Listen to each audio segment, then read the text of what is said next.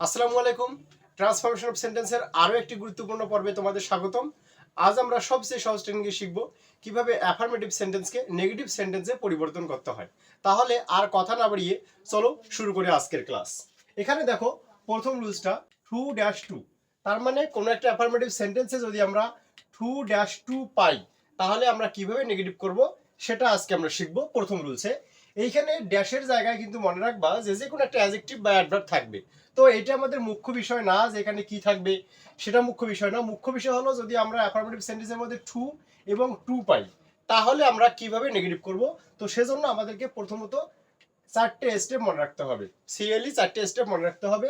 প্রথম স্টেপ হলো এই টু এর স্থানে আমরা সো বসাবো এবং টু এর স্থানে দ্যাট বসাবো, এটা আমাদের প্রথম স্টেপ। দ্বিতীয় স্টেপ হলো সাবজেক্টের প্রোনাউন ফর্ম বসাবো, অর্থাৎ সাবজেক্টটা যদি আমার এমন একটা সাবজেক্ট হয়, যদি রহিম হয় সেক্ষেত্রে প্রোনাউন হিসেবে আমরা হি বসাবো। আর সাবজেক্ট যদি দেখা যায় রহিমা অর্থাৎ স্ত্রীবাচক শব্দ হয় সেক্ষেত্রে আমরা প্রোনাউন হিসেবে সি বসাবো। এখানে এর 3 নম্বর স্টেপ হলো যদি বাক্যটি প্রেজেন্ট টেন্স হয় তাহলে আমরা ক্যান নট, এবং বাক্যটি যদি পাস্ট টেন্স হয় তাহলে আমরা কুড নট বসাবো। আর সর্বশেষ স্টেপটা হলো অর্থাৎ চতুর্থ স্টেপ হলো টু এর পরবর্তী অংশ বসাবো। আমরা একটা এক্সাম্পল দেখি। এখানে দেখো he is too weak to work more. এখানে দেখো আমাদের মূল কথা ছিল যে টু এবং টু আছে কিনা, আর আমি বলছিলাম যে মাঝখানে একটা কোনো ওয়ার্ড থাকবে, সেটা অ্যাডজেক্টিভ বা অ্যাডভার্ব হতে পারে। তো ওই মাঝখানের ওয়ার্ডটা আমাদের কিন্তু মূল বিষয় না। মূল বিষয় হলো যে আমরা অ্যাফার্মেটিভ সেন্টেন্সের মধ্যে টু এবং টু পাচ্ছি কিনা। তো দেখো এই বাক্যের মধ্যে কিন্তু সেটা আছে। তা যেহেতু আছে তাহলে নেগেটিভ করার জন্য আমরা কি করব, এই চারটে স্টেপকে ফলো করব। এবং প্রথম স্টেপটা আমি বললাম যে এই টু এর পরিবর্তে আমরা সো এবং টু এর পরিবর্তে দ্যাট বসাবো। তো দেখো এটা যদি আমরা করি তাহলে এর আগে কি ছিল, এই হিজ ছিল, এই হিজ কিন্তু ঠিক থাকবে। টু এর জায়গায় সো, এই যে টু এর জায়গায় দেখো সো, এবং মাঝখানে যা ছিল তাখানে বসাবো টু এর পরিবর্তে দ্যাট। এটা আমাদের প্রথম স্টেপের কাজ ছিল, এটা আমরা করলাম। দ্বিতীয় স্টেপে কি বলা ছিল যে সাবজেক্টের প্রোনাউন ফর্ম বসাবো। তো দেখো তো এই বাক্যের সাবজেক্ট কি ছিল, হি। তোমরা জানো যে হি একটা সাবজেক্ট যদি হয় তাহলে হি এর প্রোনাউন কিন্তু হি। তাই এখানে যদি হি না হয়ে কোনো পুরুষবাচক নাম থাকতো তাহলে আমরা তার পরিবর্তেই হি নিতাম, আর স্ত্রীবাচক নাম থাকলে তার পরিবর্তে সে নিতাম। আমি এরকম একটা এক্সাম্পল পরে যদিও বা দিয়েছি। তো যাই হোক আমরা এটাই আগে শেষ করি। তো দ্বিতীয় স্টেপ অনুযায়ী এখানে সাবজেক্টের প্রোনাউন ফর্ম হওয়া দরকার, দেখো এখানে প্রোনাউন ফর্ম কিন্তু হয়েছে। তাহলে তৃতীয় স্টেপ কি ছিল, বাক্যটি দেখবো প্রেজেন্ট টেন্স কিনা। যদি বাক্যটি প্রেজেন্ট টেন্স পাই সেক্ষেত্রে আমরা ক্যান নট নেব, আর যদি বাক্যটা পাস্ট টেন্স হয় আমরা কুড নট নেব।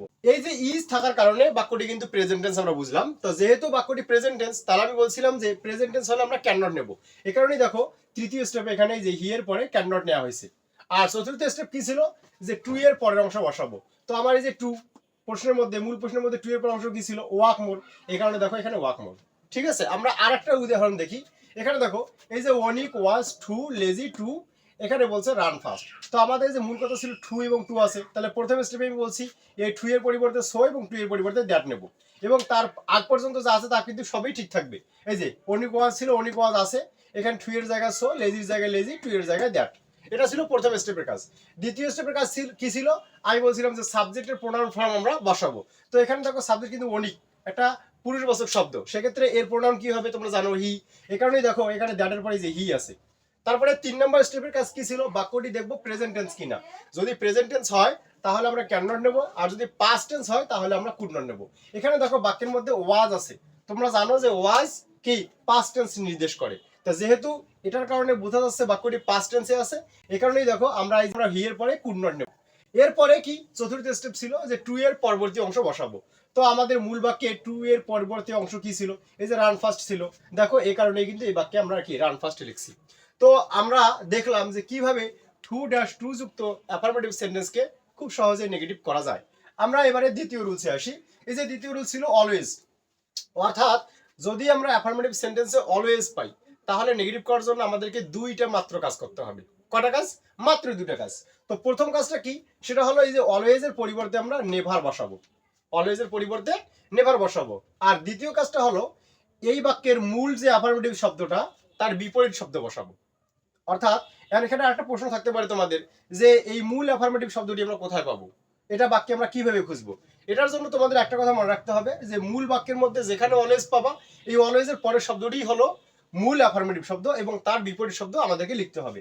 তো আমি এখানে কিছু গুরুত্বপূর্ণ বিপরীত শব্দের তালিকা দিয়েছি, তোমরা এটা মুখস্থ করবা। যেমন এখানে rich, poor, wise, unwise, regular, irregular, absent, তারপর present, honest, dishonest, good, bad, তোমরা জানো মোটামুটি। তবে আমি মনে করি যে এই কয়েকটা ওয়ার্ড খুব ভালোভাবে মুখস্থ করলে অনেকাংশে কমন তোমরা পাবা। তো আমরা দেখি একটা উদাহরণ। এখানে দেখো, রহিম ওয়াজ অলওয়েজ পাংচুয়াল। তো এখানে দেখো বাক্যটার মধ্যে অলওয়েজ আছে। তো আমি বলছিলাম যে অলওয়েজ যুক্ত অ্যাফার্মেটিভ সেন্টেন্সকে নেগেটিভ করার জন্য আমরা দুইটা কাজ করব। প্রথম কাজে আমি বলছিলাম যে অলওয়েজ এর পরিবর্তে আমরা নেভার নেব। তার এক পর্যন্ত কিন্তু সবকিছু ঠিক থাকবে। এখানে দেখো প্রথমে রহিম ওয়াজ ছিল, এখানে দেখো রহিম ওয়াজ আছে, আর অলওয়েজ এর পরিবর্তে দেখো এখানে নেভার। এটা ছিল আমাদের প্রথম স্টেপের কাজ। আর সেকেন্ড স্টেপের কাজ আমি কি বলছিলাম, যে অলওয়েজ এর পরে যে মূল শব্দটা থাকবে এবং এটাই আমার কি মূল অ্যাফার্মেটিভ শব্দ, এবং এর পরিবর্তে আমরা এর কি করব, বিপরীত শব্দ বসাবো। তাহলে পাংচুয়ালির বিপরীত শব্দ তোমাদেরকে মনে রাখতে হবে যে লেট। তাই এই কারণেই আমরা পাংচুয়ালির বিপরীত শব্দ এখানে লেট বসাইছি। এই যে আমাদের কিন্তু দেখো খুব সহজেই এই রুলসটাও কভার হয়ে গেল। এবারে আমরা আসি তৃতীয় রুলসে। এই যে তৃতীয় রুলসটা ছিল বোথ ড্যাশ অ্যান্ড অথবা শুধু অ্যান্ড। তার মানে যদি বাক্যের মধ্যে বোথ এবং অ্যান্ড থাকে তাহলে মাঝখানে কোনো একটা কিছু থাকতে পারে, যে কোনো একটা ওয়ার্ড থাকতে পারে, অথবা শুধু বাক্যটা অ্যান্ড যুক্তও হতে পারে। সেক্ষেত্রে আমরা নেগেটিভ করার জন্য বোথের পরিবর্তে নট অনলি নেব, আর এই অ্যান্ডের পরিবর্তে বাট অলসো নেব। এছাড়া আর কোনো কাজ নাই, মানে একদম সবকিছু ঠিকঠাক রাখবো। আমরা একটা এক্সাম্পল দেখি।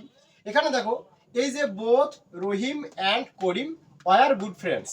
তো দেখো বাক্যটাকে নেগেটিভ করতে হবে। আমি বলছিলাম বোথের পরিবর্তে আমরা নট অনলি নেব, আর অ্যান্ডের পরিবর্তে বাট অলসো নেব। তো দেখো এই যে এখানে বোথ আছে, এখানে দেখো বোথের জায়গায় যে নট অনলি আছে, আর আমি বলছিলাম অ্যান্ডের পরিবর্তে বাট অলসো হয়, দেখো অ্যান্ডের জায়গায় বাট অলসো। এছাড়া দেখো আমি মূল প্রশ্নের আর কোনো পরিবর্তন করেন নাই, সবটাই অ্যান্সারে বসাইছি। এই দেখো এখানে বোথের জায়গায় নট অনলি আছে, এই রহিমের জায়গায় রহিম আছে, অ্যান্ডের জায়গায় যে বাট অলসো আছে, করিম ওয়ার গুড ফ্রেন্ডস, এখানে দেখো করিম ওয়ার গুড ফ্রেন্ডস। তার মানে যা সবকিছু আমার ঠিক আছে। তো আমি বলছিলাম যে বোথ ড্যাশ অ্যান্ডের ক্ষেত্রে এই নিয়মটা, আবার শুধু অ্যান্ডের ক্ষেত্রে এই নিয়মটা। তো আমি শুধু অ্যান্ডের একটা এক্সাম্পল দেখাই। এখানে দেখো এই যে আছে, এই যে হি টু কফি অ্যান্ড আইসক্রিম। এখানে দেখো আমার এই যে শুধু অ্যান্ড আছে, কোথাও কিন্তু কি নাই, বোথ নাই। যদি তোমরা এই জাতীয় বাক্যের মধ্যে শুধু অ্যান্ড পাও আর বোথ না পাও, সেক্ষেত্রে মনে রাখবা যে এই যে অ্যান্ডের আগে যে একটা শব্দ থাকবে, তার আগে আর একটা শব্দের মাঝখানে এই জায়গায় তোমরা মনে করে নেবা যে এখানে বোথ আছে।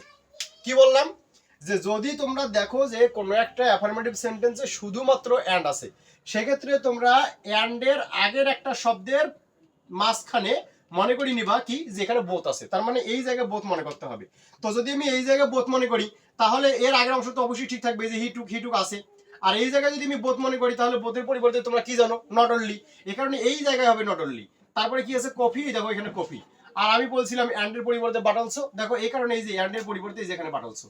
আর তারপরে সর্বশেষ কি ছিল, অ্যান্ডের পরে আইসক্রিম ছিল, এই কারণে দেখো আইসক্রিম। খুব সহজভাবেই কিন্তু এই তিনটা রুলস আমি মনে করি যে কভার হয়ে গেল। তো আমরা আজকের ক্লাসটা এখানেই শেষ করছি।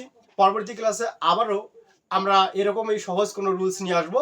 তো সে পর্যন্ত তোমরা ভালো থাকো, সুস্থ থাকো, মুখস্থ নয় বুঝে শেখো। আর এরকমই সহজ ও কার্যকর ক্লাস পেতে জিসান একাডেমি চ্যানেলটি সাবস্ক্রাইব করে সঙ্গেই থাকো। আল্লাহ হাফিজ।